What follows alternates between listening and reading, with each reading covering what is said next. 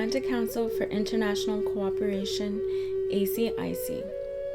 4 Aboriginal youth from Canada take a journey for 4 months to live and learn about Indigenous cultures from the South. 2 youth traveled to Bhutan. 1 youth began their journey in Peru, then to Chile. Myself, I visited Chileo, Chile. On February 5th, 2012, I left Knockwood Island to make the long journey to Chileo, Chile. It's my first time traveling to South America. First, I landed in Santiago, Chile, where the heat was 35 degrees Celsius. Right away, I experienced a shock to the heat and the beautiful language of Spanish.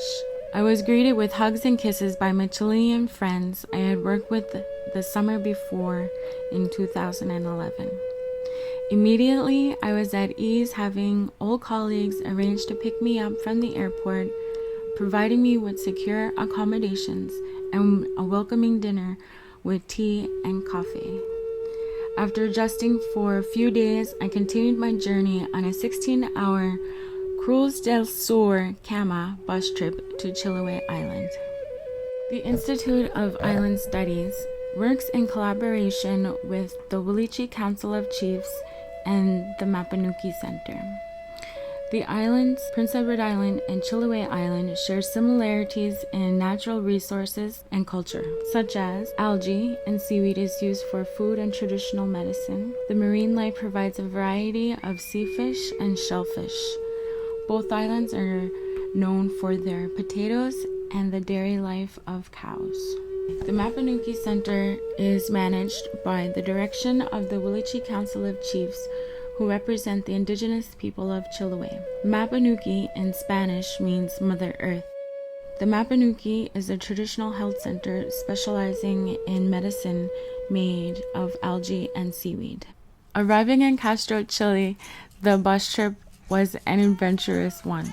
Upon my arrival, I was greeted by a lady named Cecilia, who would be my house mother for the next 4 months. She made me feel very welcome in her home, even though she didn't speak any English.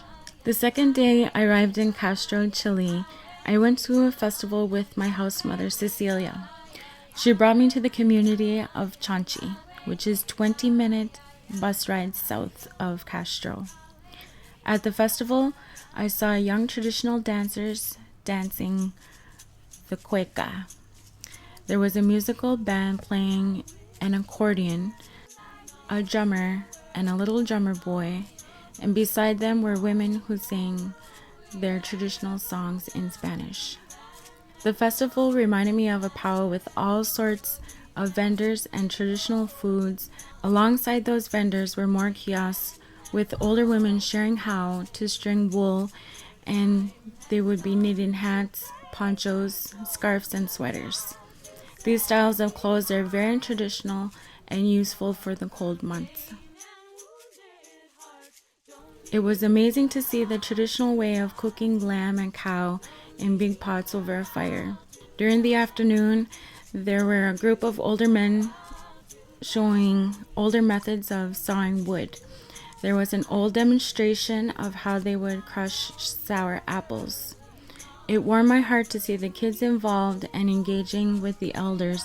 Could see the joy and pride they all shared of their heritage. Also in the month of February is the Biodiversity Fair. The Biodiversity Fair is similar to the festival I went to in Chanchi, except much larger. Throughout the week, the people prepared to share the richness of their traditions for over 8,000 to 10,000 visitors. There are people everywhere eating traditional food, buying crafts and natural products. There is also demonstrations going on throughout the day of weaving baskets and shearing sheep. The Mapanuki Center plays an important role at the fair, sharing traditional Wilichi knowledge.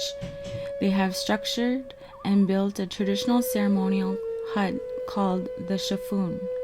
Inside the Shafun, they give pamphlets with recipes on how to cook with seaweed or make medicines from algae at home. Adjusting to the food was easy. One afternoon, a small group of locals organized a one-day fundraiser selling chichoka. I spent the afternoon observing how it was prepared. First, you boil up the potatoes until they're cooked, let them cool, then mash them. Once all the potatoes have been mashed, it's mixed with flour and salt until it turns into a dough. They cook the dough on what looks like a huge rolling pin. With doughy hands and excess flour, they pat down several pieces of dough to cover the entire pin. It's placed over a coal fire and consistently turned until cooked. Occasionally, pig fat is glazed over the dough as it's cooking. Once fully cooked, the chichoka is cut from the large rolling pin. It is spread out on the table and ready to add pieces of cooked meat. It's then folded closed, cut into sections and served. Inside the kitchen, there's one lady ordering the men what to do to keep the flow of things in order. Outside the kitchen are locals patiently waiting for their favorite traditional food, the chichoka. The Alparque Community-Driven Music Festival. The weekend after the Biodiversity Fair, a group of ambitious artists, musicians, and women organized a small music gathering. There is but a few vendors selling crafts and a short lineup of local musicians throughout the day. During this event, I was invited to sing a couple Mi'kmaq songs. It was one of my first times being locally introduced and an opportunity to meet other artists.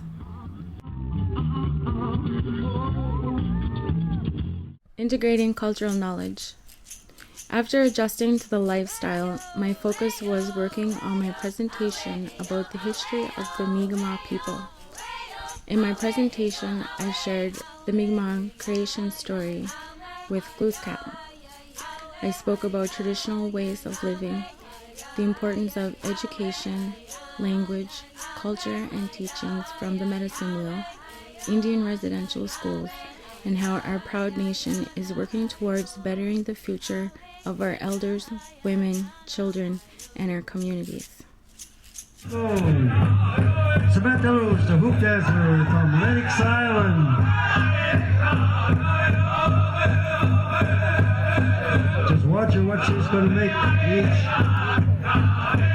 time she gets all the hoops together and she makes an animal spirit. My favorite project was making hoops so that I could incorporate a dance portion to my presentation. Overall, we completed 9 presentations, visited 3 schools and the cultural center. Each presentation filled an auditorium of 100 to 200 students.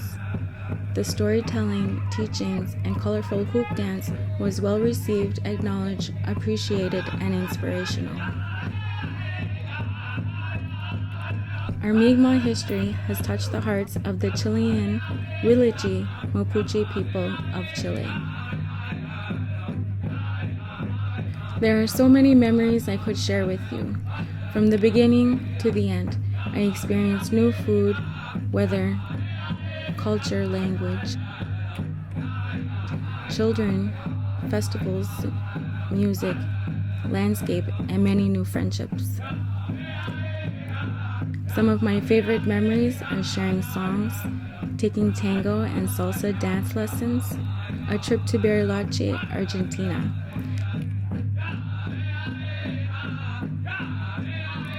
And simply spending time around the wood stove, exchanging stories and laughter.